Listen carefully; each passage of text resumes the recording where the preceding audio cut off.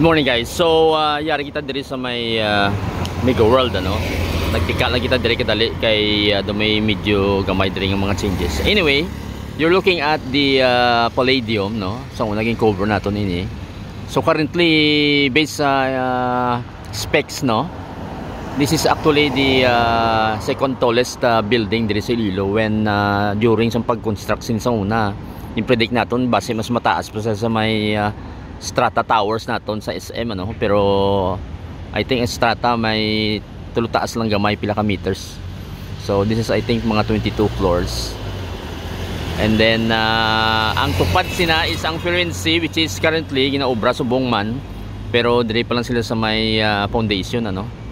So makita ninyo medyo against the light kita te medyo hindi mayo ang dark areas, so dulom gid. So kung i-adjust ko lang kadali makita ninyo muna siya. So foundation plan siguro I think siguro mga 2028 pa ini mahuman. And then similarly base mga 20 floors more or less similar sa aton niya Palladium diri sa tupad niya. So umamo sila siguro kataas no. So muna guys, so gamay lang update sa aton niya Firenze Towers diri ano. So gina-build siya gyapon. If remember, nag-cover makita diri previous videos naton na overview naton ini sa bag-o pa lang nung gina-start pa lang ang ini nga project ang diri sa may Mega World. Anyway, ang reason nga ari ko di subong is not about these two buildings ano. Pero actually ang diri area sa may tuo naton which is if you remember guys, nagalakat-lakat kita diri nagagi kita diri may wall na din sa una nga daw mga GI bilang long span nga mga atop, pero wala na siya guys. So nabilin diri ang mga tanom na lang kag naging open space na siya. So I don't know kung anong obrown sa Mega World sini, pero to give you an overview lakat-lakat kita diri kadali ano. So makita ninyo nga may daw mga gagmay nga mga bushes or mga trim nga mga kahoy diri no, mga bush types. So may open diri nga area so para makita nyo. Sa una may mga GI na din nga mga kudal, subong wala na. So dako na siya guys, open na siya katama as lagi dito no, pasulod ka diri sa may Mega World. If you're coming in from Diversion Road, magsulod nyo di pag right nyo, open na ni makita nyo na, except nga hindi nyo lang matiprahan kaya may mga kahoy-kahoy no. So lapad ini siyang area base imuon siya park or maybe another future buildings or condos ng ari diri sa Mega World. Pero tiyan mo na siya, open na siya guys. So ang frontage ini diri gid sa tubang gid sang Palladium kag sang Firenze nga gina-build ano. So lapad siyang area, pila ka hectares siguro. If we go along sa diri nga side, makita nyo nga hasta dito nagka-cover kita di nagligad sa mga bike races. So diri na ding area. And further of course ang Festive Walk Mall naton dito sa unhan sa may crossing bala sa stoplight. Malakat lang kita diri ka dali para makita nyo kung naton sa kalawig no. So malaba ni siya. Ang sa unhan dito may fence pa gani. So diri wala na siya sang fence. I'm not sure kung base diri sa unhan base i-remove man nila ang fence, pero basta ang ining area open na siya. So wala na siya diri sa mga pati mga construction equipment sa una mayari na din. Hindi na nato makita tungod kay may kudal sa blasang una. Pero tanaw man nato dito sa piya kung ano ang area dito ko na yung pangkakasmabla ang mga walls dito tanaw naton. So kung may idea kamo kung ano ang development dire nga proposed, so i-comment nyo lang sa video to guys. So basta mo ni, so dito kita nagalin, so mo ni sa kalapad no.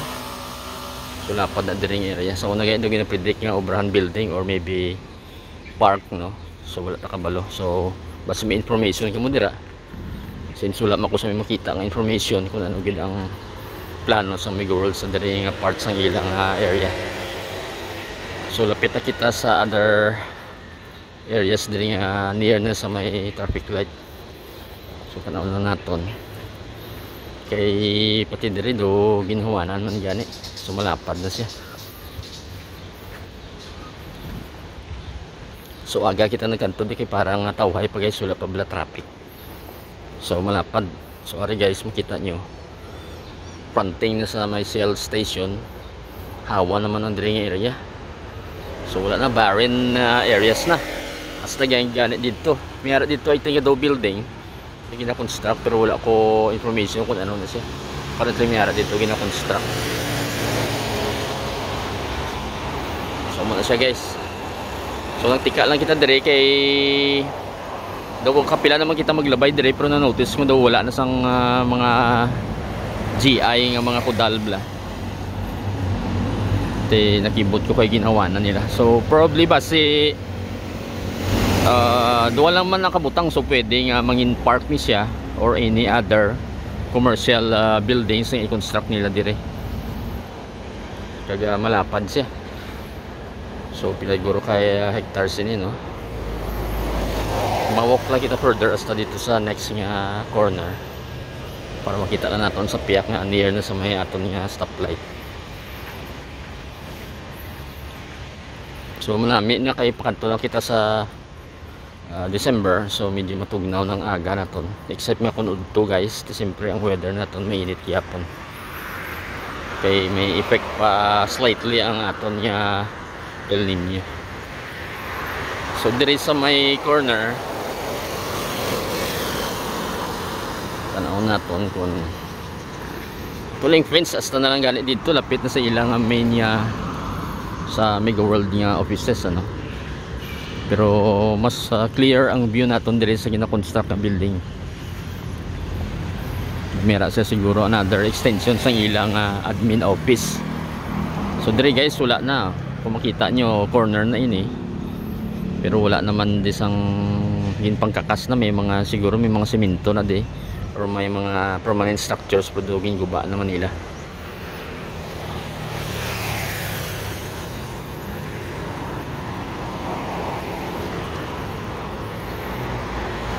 So muna siya guys ang diri nga corner. Pwede man gani obra nila another street nga malapos diri sa may pakadto lapos sa may airport road.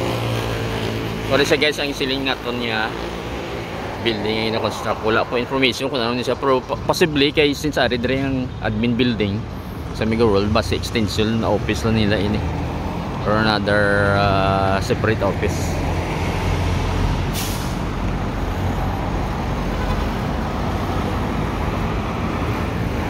So mula na guys, quick lang naton nga pagtika dire kay nakita lang naton nga daw gin panghawanan na siya ang diring area. So if we look back sa ginahilinan naton, so malayo na kita. Dito na kita nagaling. Okay, so mula yun na guys ang mini update to Subong. So kung may information ka mo, i-comment nyo lang below kung ano na di ang areas nga na diring plano sa Mega World. Till the next video, thank you for watching.